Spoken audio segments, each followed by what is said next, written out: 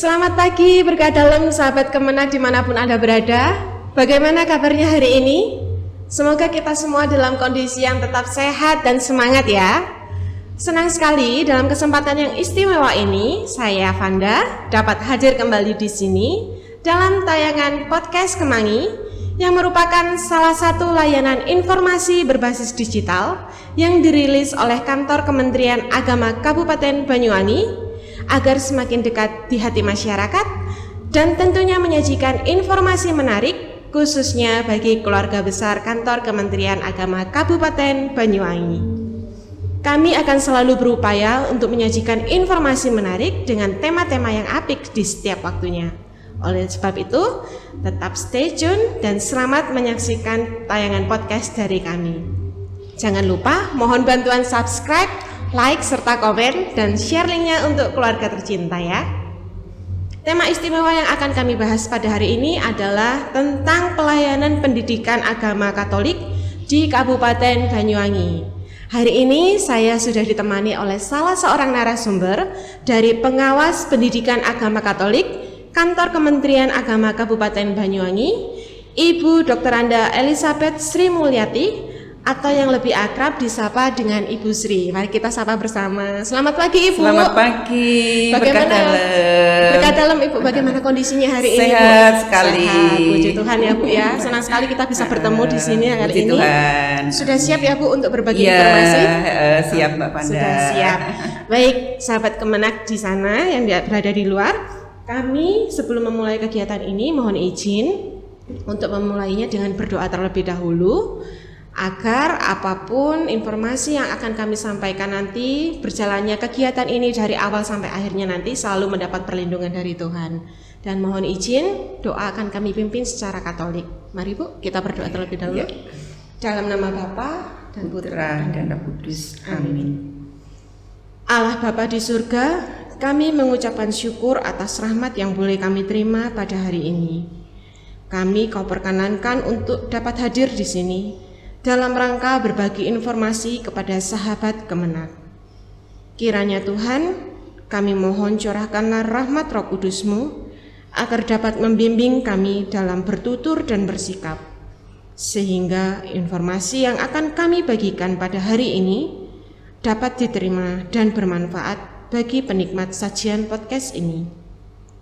Inilah doa yang kami bawa yang jauh dari sempurna, dan kami percaya Engkau selalu memberikan yang terbaik bagi kami semua. Dalam nama Tuhan Yesus Kristus, Sang Juru Selamat kami. Amin.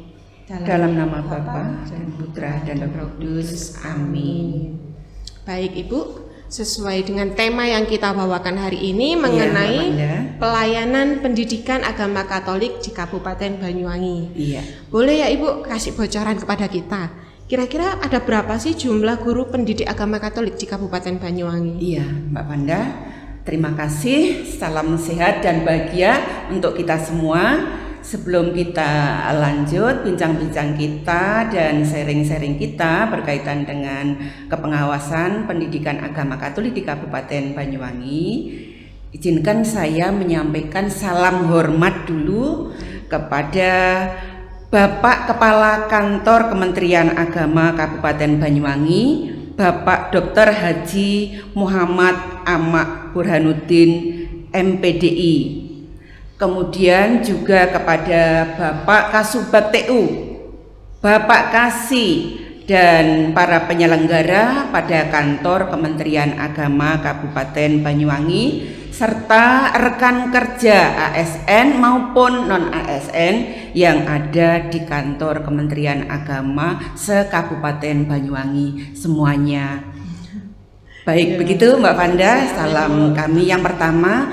Lalu berikutnya mengawali sharing berkaitan dengan tugas kepengawasan kami.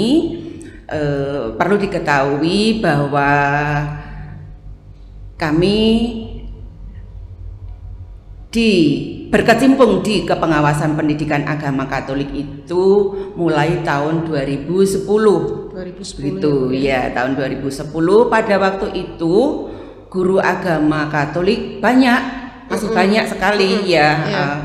Jadi pada waktu saya diangkat menjadi pengawas pendidikan agama Katolik, yang pada saat itu sebenarnya kami untuk tugas kepengawasan tingkat TKSD atau tingkat dasar, tapi karena kebutuhan di lapangan dan tidak ada pengawas yang lain, maka diberi tugas tambahan pada sekolah tingkat menengah begitu, SMP dan SMA begitu Mbak Panda. Jadi sekali lagi pada waktu itu guru banyak, dan guru pada waktu itu yang ada adalah juga angkatan sekitar tahun 1985, 86, 87, 88. Dan untuk kali ini, saat ini, sekarang ini, pada tahun-tahun ini yang semakin maju dan terus waktunya maju berkembang terus, dan guru-guru yang diangkat pada tahun tersebut sudah pada purna.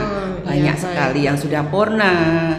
Kemudian ya masih belum ada pengangkatan begitu Mbak Panda. Itu yang pertama.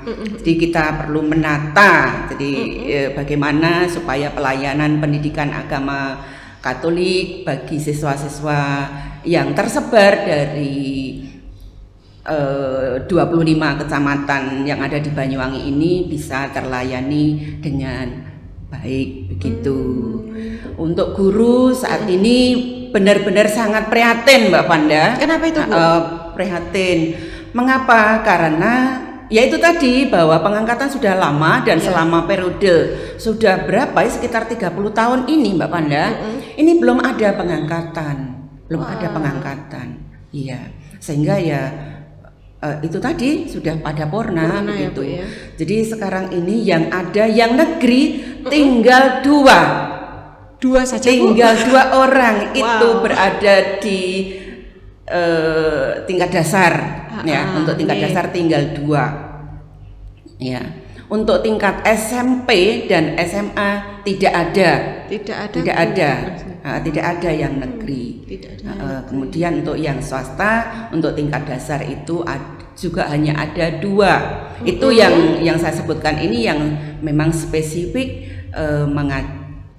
spesifikasi bidang studi pendidikan agama Katolik.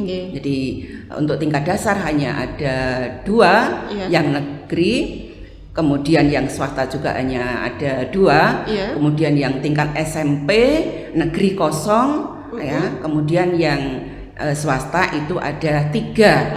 Kemudian yang tingkat SMA negeri juga kosong, kemudian yang SMA hanya ada 2 yang di yayasan begitu. Jadi sungguh sangat prihatin, dan padahal juga siswa-siswi beragama Katolik itu juga tidak hanya bersekolah di sekolah Katolik. Memang untuk di Kabupaten Banyuwangi ini juga cukup banyak sekolah Katolik, baik tingkat taman kanak-kanak, sekolah dasar, SMP, juga ada SMA.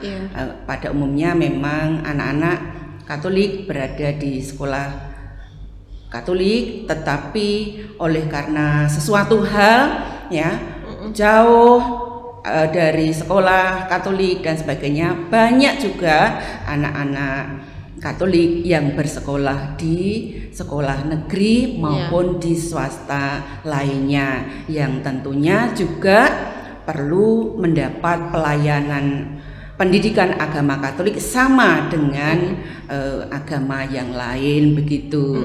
Begitu Mbak Panda. Berarti tadi sudah dijelaskan terkait jumlah guru yang sangat minim ya Bu, yang tersebar di 25 Kabupaten Banyuwangi, Kecamatan Banyuwangi ya Bu ya. Betul. Kemudian kalau gitu untuk siswanya sendiri, siswa beragama Katolik? Siswa beragama Katolik memang untuk di sekolah-sekolah negeri jumlah siswa yang beragama Katolik itu setiap sekolahnya tidak banyak.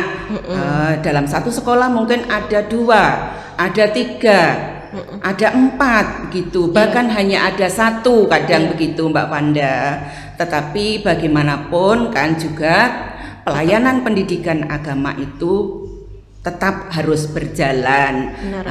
Tetapi bagaimana bisa berjalan itu kalau tidak ada yang memberikan pelayanan pendidikan agama Katolik, yang betul. utamanya yang spesifikasi pendidikan agama Katolik begitu. Untuk tingkat sekolah dasar itu jumlah siswanya kurang lebih ada 300-an begitu Mbak Panda, 330 begitu, itu tersebar pada 25 kecamatan yang ada di Banyuwangi ini, baik di sekolah swasta maupun di sekolah negeri. Bayangkan itu Mbak Panda begitu. Kemudian juga di SMP, untuk SMP itu kurang lebih ada 180-an siswa yang tersebar di 25 kecamatan pada sekolah-sekolah swasta maupun negeri. Kemudian untuk tingkat SMA pada tahun-tahun ini ada sekitar 130-an begitu Mbak Panda.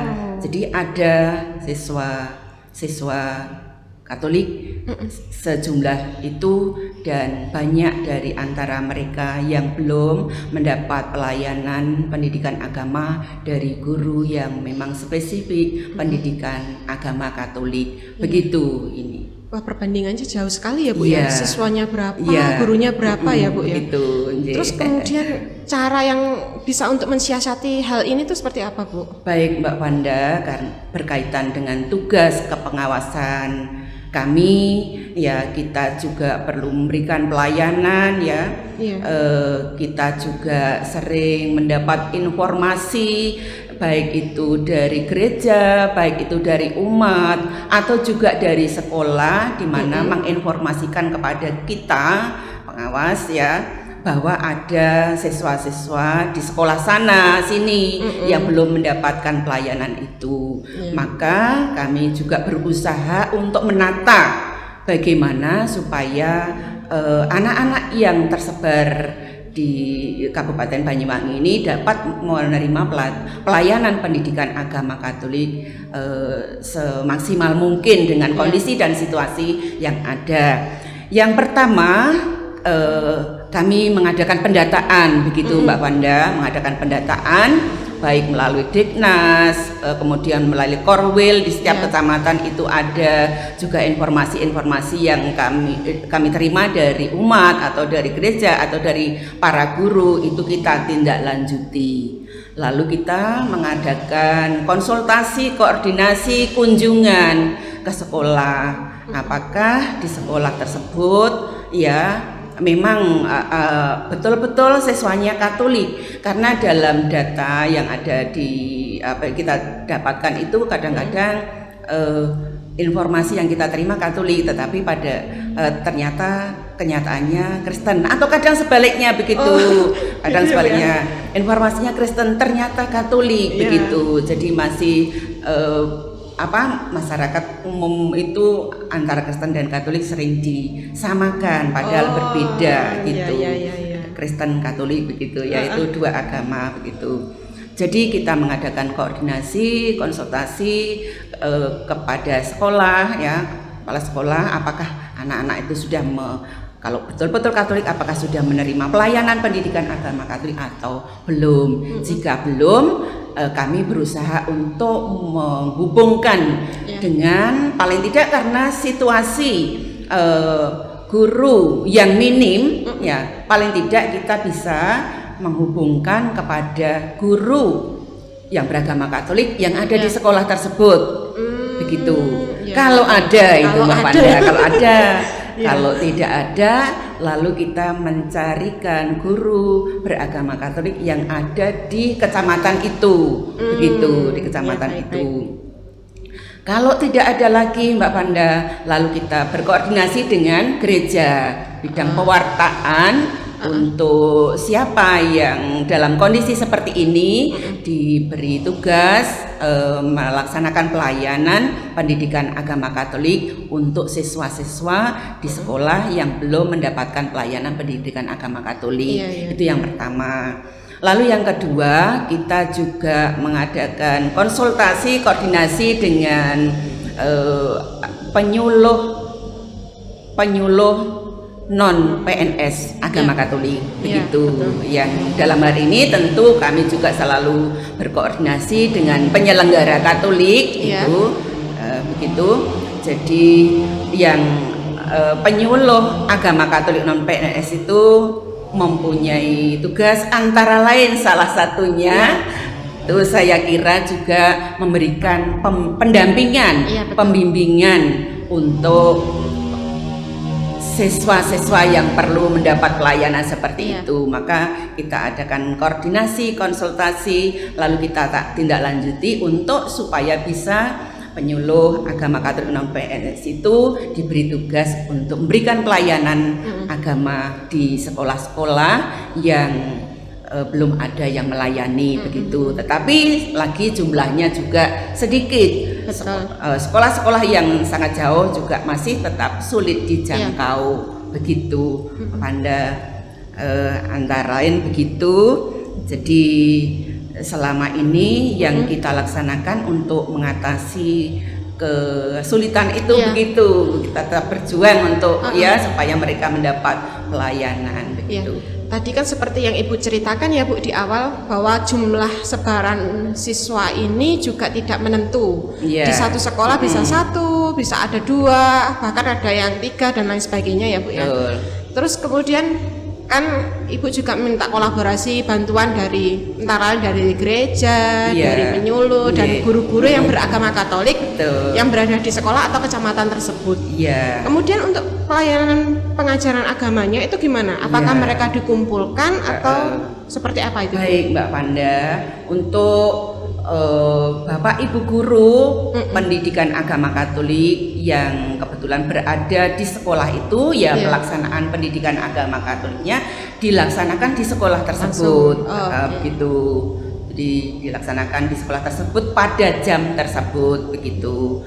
Kemudian saat misalnya di induk sekolah itu ada siswa Katolik tetapi gurunya tidak ada, maka kita melaksanakannya di luar jam, di luar jam, mungkin pada hari Jumat atau mungkin pada hari Minggu, atau sekarang ini juga sudah semakin canggih ya, itu ada kalanya juga bisa melalui online. Kapan kesepakatan antara guru dan siswa itu bisa melaksanakan pembelajaran, begitu Pak Panda.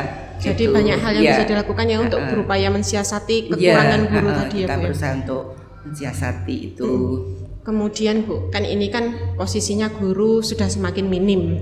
Dan kita mungkin dalam waktu dekat sudah banyak yang pernah ya Bu ya. Betul Mbak Panda, ini sangat prihatin. Sangat prihatin sekali.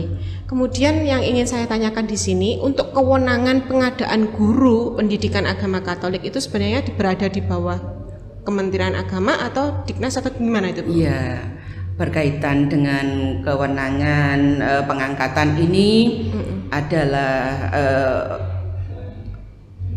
pada saat ini kewenangan untuk pengangkatan pendidikan guru pendidikan agama itu berada di Pemda, pemerintah daerah, Diknas mengusulkan begitu. Dan kita sebenarnya juga sudah berkali-kali mendengar informasi akan ada pengangkatan misalnya P3K, misalnya juga CPNS. Kita diminta data-data dan kita juga senantiasa memberikan itu secara lengkap gitu, apa adanya begitu. Dan terakhir ini juga ada pengangkatan P3K untuk guru agama, tetapi kita juga sudah berusaha memenuhi persyaratan data-data yang dibutuhkan itu ya, tetapi lagi-lagi juga masih nihil. Padahal ya kita ini anak-anak itu sangat membutuhkan pelayanan nyata. Anak-anak itu benar-benar ada di sekolah-sekolah umum ya, yang benar-benar memerlukan pelayanan pendidikan agama seperti halnya agama-agama yang lain, tetapi lagi-lagi masih nihil begitu. Begitu. Masih harus berjuang lagi ya Bu ya. Kita masih terus berharap kapan kita menanti. Dan kemarin tuh sebenarnya kita juga sudah mohon bantuan untuk bisa terlaksananya ada formasi P3K ini melalui PGRI. Ya, kemudian juga ke Deknas, ke BKD, tetapi masih nihil. Tapi kita masih mempunyai harapan begitu. Kita masih mempunyai harapan. Semoga jangan sampai patah semangat ya Bu. Betul Mbak Vanda begitu. Iya baik Bu. Kiranya Bu di sesi terakhir, apakah ada pesan-pesan atau motivasi yang bisa Ibu sampaikan kepada Bapak Ibu guru yang sudah berjuang untuk memberikan pelayanan pendidikan agama di luar sana Bu? Iya baik Mbak Vanda, terima kasih. Jadi yang pertama kami mengucapkan terima kasih dan apresiasi yang sebesar-besarnya dalam situasi yang sangat memprihatinkan seperti ini. Bapak Ibu yang beragama Katolik, bukan spesifik guru pendidikan agama Katolik, tetapi sedia melayani pelayanan pendidikan agama Katolik bagi siswa-siswa yang beragama Katolik di sekolah umum. Begitu Mbak Vanda. Terima kasih. Semoga kita terus ada kerjasama di dalam tugas pelayanan melayani anak-anak Tuhan yang memang harus kita perhatikan, yang memang harus kita layani itu Mbak Vanda. Lalu semoga Tuhan yang membalas kebaikan. Begitu kan Mbak Vanda ya. Kalau kita berbuat melayani dengan tulus, kebaikan-kebaikan kita yakin dan percaya Tuhan itu juga memberikan kepada kita berkat yang berlimpah, meski tidak saat ini, tapi pasti akan indah pada waktunya. Begitu Mbak Vanda kan begitu. Lalu yang kedua, kita meskipun dalam masih belum mendapat formasi, tetapi ke depan semoga dengan sharing seperti ini ada yang mendengarkan bahwa nyata siswa-siswa Katolik pun banyak yang bersekolah di sekolah umum. Guru-guru sudah guru agama Katolik semakin minim, tinggal sedikit dan 1-2 tahun lagi habis. Begitu. Mereka tetap belajar, mereka tetap ingin mendapat pelayanan pendidikan agama Katolik. Lalu siapa Mbak Wanda? Maka dari itu semoga didengarkanlah pada yang memangku tugas kewenangan untuk siapa yang menyediakan, siapa yang harus membantu memberikan solusi untuk situasi ini, karena guru agama Katolik memang benar-benar sudah mau habis begitu. Semoga mendapat perhatian dari pemerintah daerah, atau mungkin juga moga-moga ke depan dari Kementerian Agama mungkin ada kewenangan untuk pengangkatan itu, sehingga kita bisa mengusulkan formasi untuk guru agama Katolik begitu. Sehingga pelayanan pendidikan agama Katolik bagi siswa-siswa Katolik di sekolah umum itu dapat berjalan dengan lancar sebagaimana mestinya, seperti agama yang lain, tidak terkendala, yang pada akhirnya pendidikan agama adalah pendidikan iman, ya Mbak Vanda ya, pendidikan iman. Kalau kualitas iman siswa-siswa, kualitas iman umat itu bagus, maka kehidupan masyarakat juga akan bagus, dan pada akhirnya juga untuk kehidupan yang lebih luas lagi, yaitu untuk masyarakat Banyuwangi, bahkan untuk bangsa dan negara ini lebih berkualitas lagi. Begitu Mbak Vanda yang bisa sampaikan gitu. Terima kasih banyak ya Bu atas kesempatan dan waktu yang sudah disediakan untuk bisa hadir di sini dan sharing pengalaman, baik itu tugas kepengawasan dan juga pelayanan pendidikan agama Katolik di Kabupaten Banyuwangi. Semoga di lain waktu kita masih bisa bertemu dan berbagi informasi lagi untuk sahabat Kemenak di sana ya Bu. Terima kasih. Bapak Ibu dan saudari-saudari terkasih, Demikianlah tadi bincang-bincang kami mengenai tema pelayanan pendidikan agama Katolik di Kabupaten Banyuwangi. Semoga bermanfaat bagi sahabat Kemenak dimanapun Anda berada.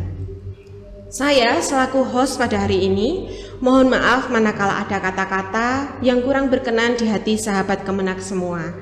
Sebelum kita mengakhiri acara ini, mohon izin perkenankan kami menutup dengan doa terlebih dahulu. Mari Bu kita berdoa. Dalam nama Bapa, Putra, dan Roh Kudus. Amin. Bapa yang Maha Mulia, terima kasih atas segala bimbingan yang Engkau sertakan pada kegiatan kali ini, sehingga dengan selesainya kegiatan ini, kami semakin lebih sungguh-sungguh melayani sesama demi memuliakan nama-Mu. Kami bersyukur atas kegiatan ini yang kami yakini diilhami oleh Roh Kudus sendiri. Sudilah Engkau memberkati kami semua dalam mengamalkan pembahasan hari ini, dan kami semakin terbuka untuk melayani sesama, dan di atas itu semua, semoga kami menjadi semakin takwa kepadamu. Demi Kristus pengantara kami. Amin. Dalam nama Bapa dan Putra dan Roh Kudus. Amin. Sampai jumpa pada tayangan berikutnya. Terima kasih. Berkah dalam. Berkah dalam.